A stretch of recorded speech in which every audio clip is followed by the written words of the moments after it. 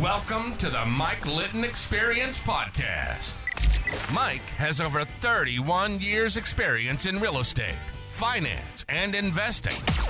He's passionate about being a father, a teacher, a realtor, an investor, and a leader. Everyone has a story, and our passion is to help them tell it. And now, introducing the host of the Mike Litton Experience, Mike Litton.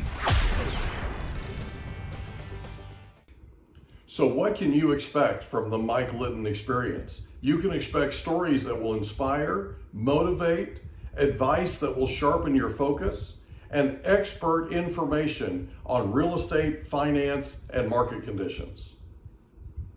Okay. Ryan, Lipsey, Mike, thanks for being here, bud. Thank you. Thank you for being here. Of course. Okay. Hi, Ryan. I really appreciate you being here, Haley, and Ryan, thank you for being here. So we're going to talk about, with your permission, this is the Mike Litton Experience, as you know, and everyone has a story, okay? And our passion is to help them tell it. So what we're going to do today, with your permission, is we're going to talk about your life story, both of you, right? And with your permission, we're going to start at the beginning and go all the way up to today. And then we're going to talk about something really cool that I'm super excited about. And that is you guys and your new coaching company. Okay. So I'm super excited to talk about that. What I want to do, if it's okay, is I want to talk about where you came from, how you got here, right? And then we'll get into the coaching thing too. Is that cool? Absolutely. Okay. So what we're going to do, if it's okay, is we're going to start with Haley, right? Because you're the pretty one here.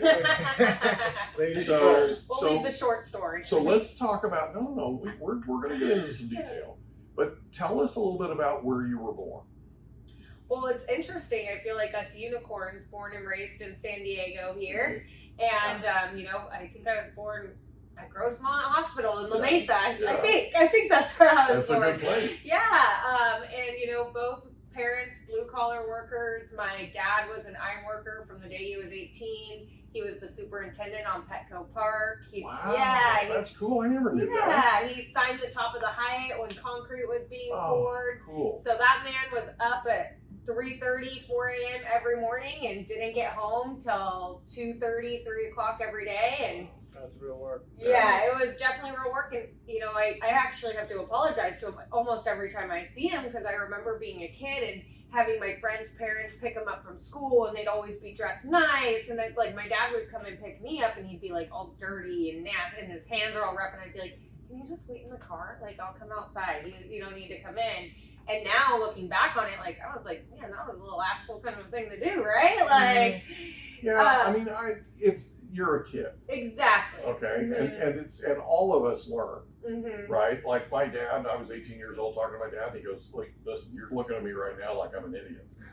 But one of these days, I'm going to be a genius. I had to call him a few years ago and tell him, well, you made genius level. You're a genius today. Congratulations, right? Yeah, so, that sticks with me. I feel every time I, see him or he's doing work, he's retired now, and I spoke with him this morning, and I was like, what are you doing today? He's like, whatever I damn well please do. That's right. Just so we're clear. It's you do you, Dad, because you had a lot of years of hard work, And my mom, she was a lender since the day she was 19. She worked for Wells Fargo.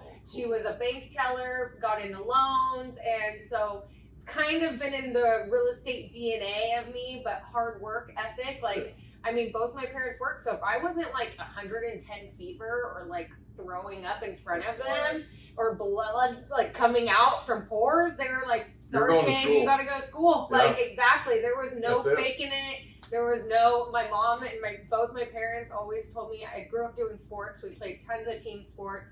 And, I remember one year I was on a losing team and I was like, I just want to quit. We suck. Can't we just, and my mom was like, no, you committed to this. You can't quit. You have to finish out your commitments. And so I got a lot of that. How important was that? One of the most important things my parents have ever shown me or told me. Unbelievable. Mm-hmm. I talk to parents all the time and I'm like, look, you gotta have standards. Your children will rise to the standards that you have for them. Mm-hmm. Trust me, right? Mm-hmm. And it'll make them better adults. Oh, as much as I hated it, Yeah. every second of it, and I was like, why am I here? It showed Now you're me, thanking them.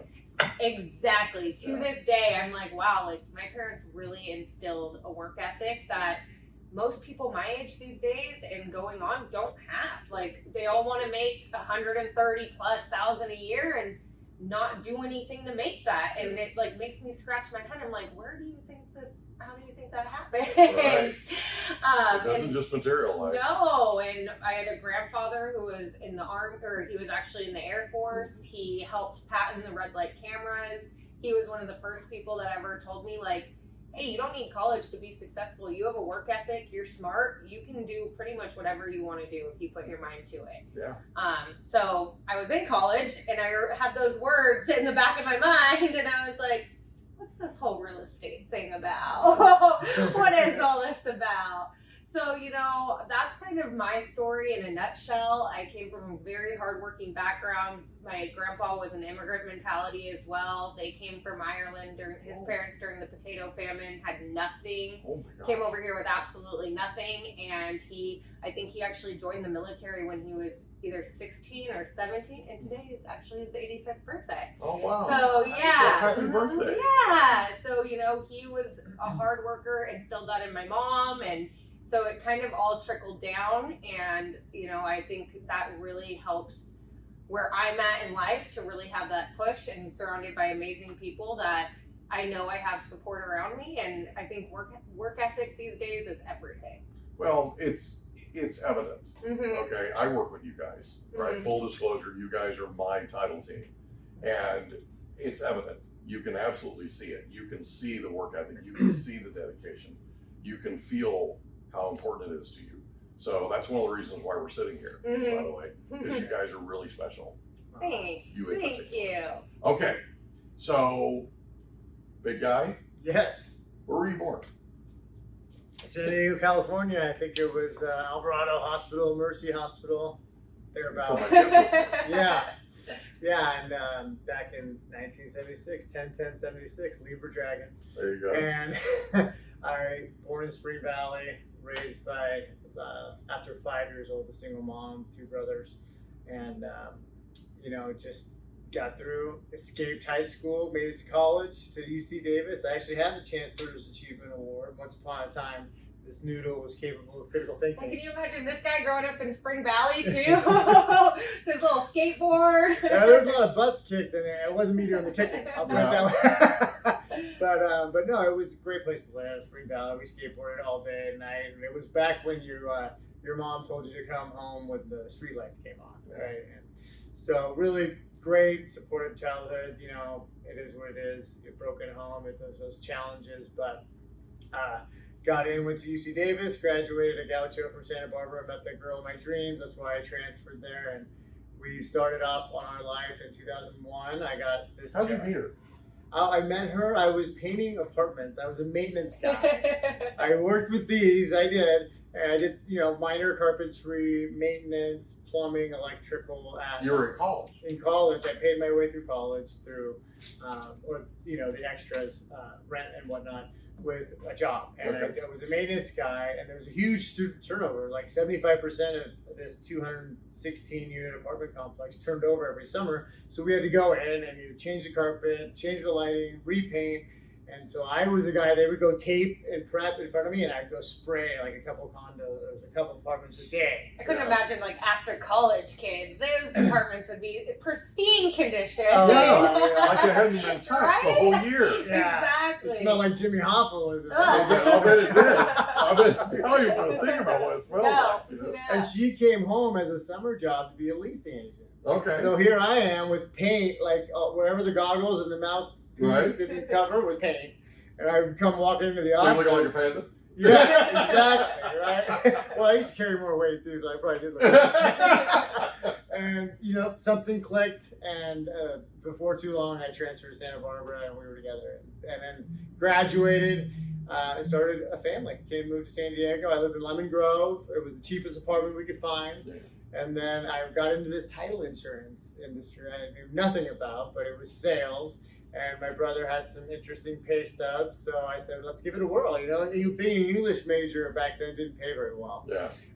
for anything. You know, I wasn't going to write the great American novel, so I figured let's give it a whirl. And so 2001, the market was hopping. It Yeah. was just cranking, coming out of the 90s recession, and low interest rates, refi boom everywhere, and it was great for 5, 6, 7 years strong until the Great Recession hit.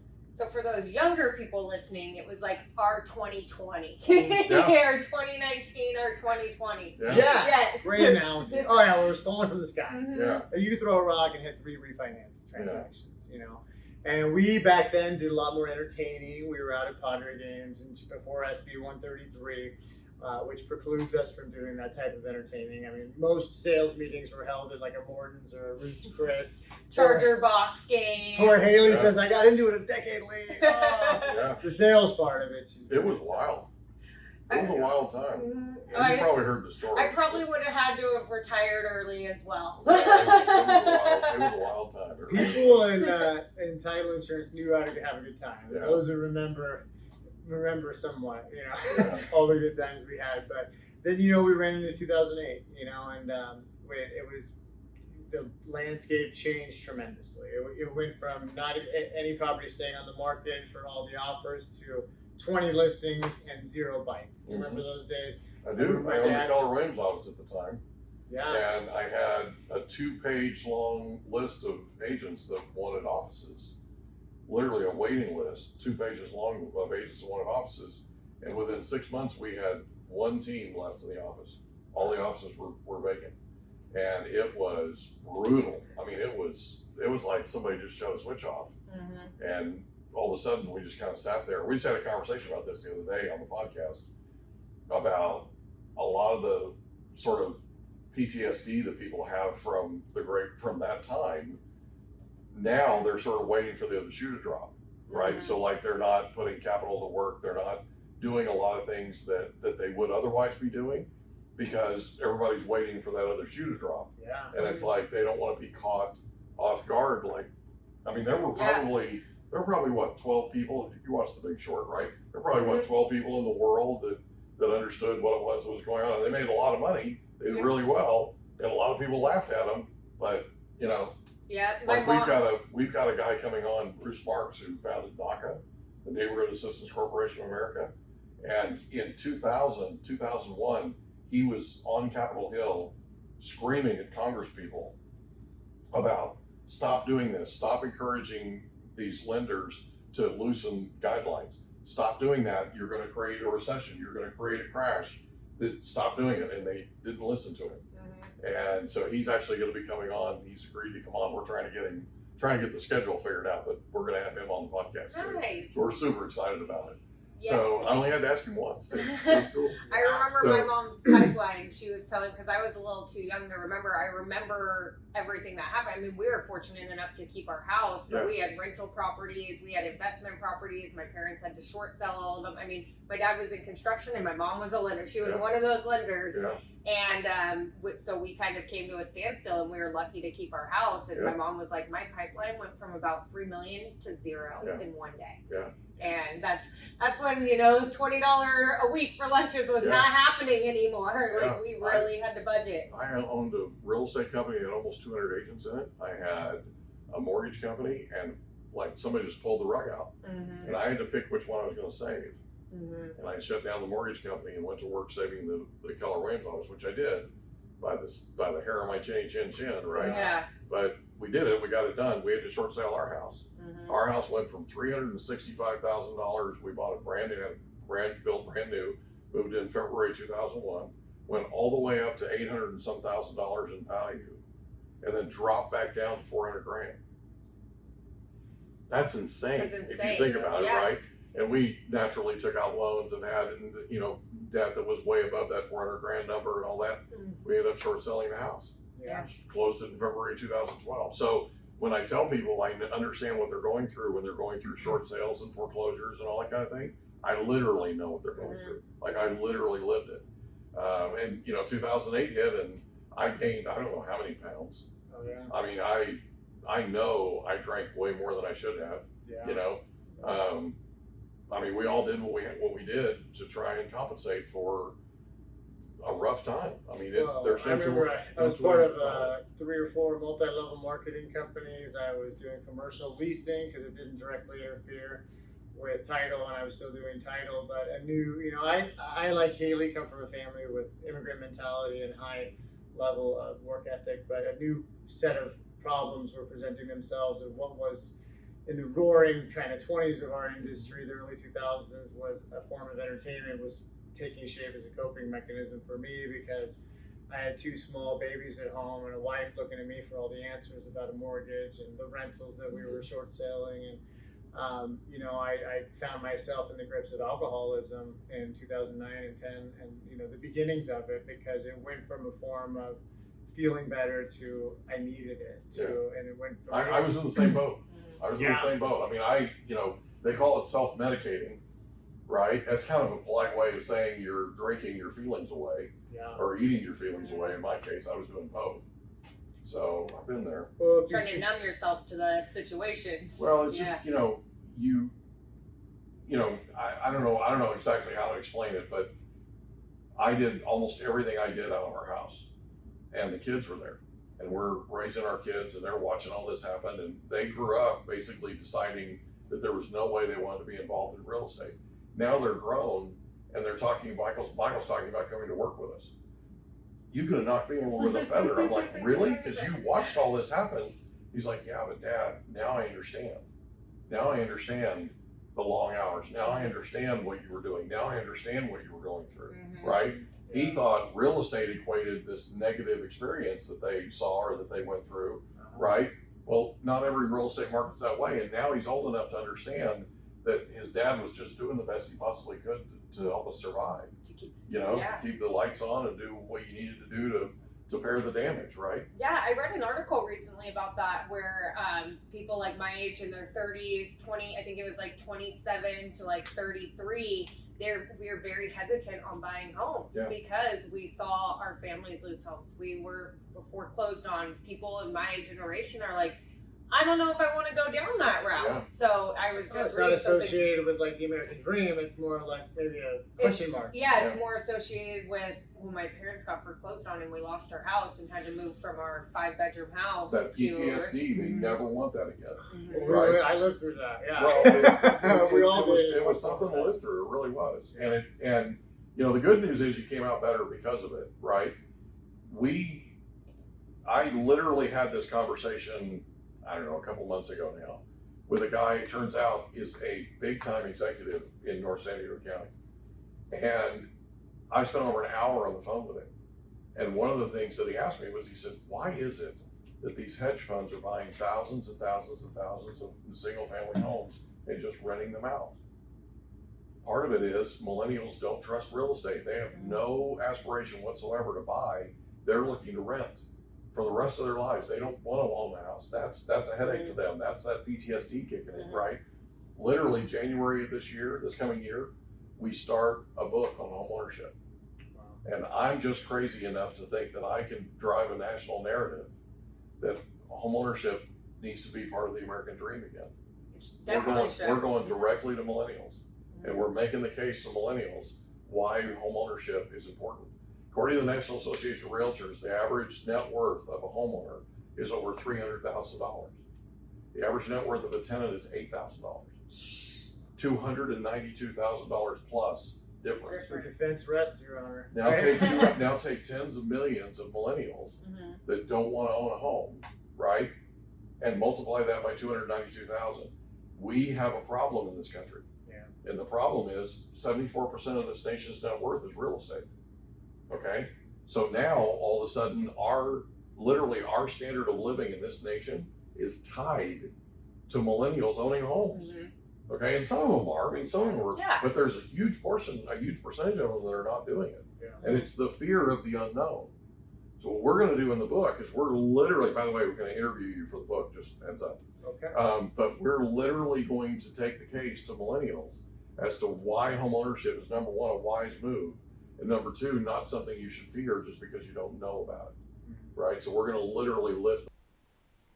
We hope you enjoyed another episode of the Mike Litton Experience. If you did, Do us a favor, smash that subscribe button, tell your friends, family, and coworkers about our program, and wherever you get your podcasts, please leave us a rating. It helps us to connect with quality people just like you. And that's a wrap. Another episode of the Mike Litton Experience in the books. Reach out to Mike on Instagram at Litton Realty. Want to meet with Mike? Check out Calendly.com/Rio760.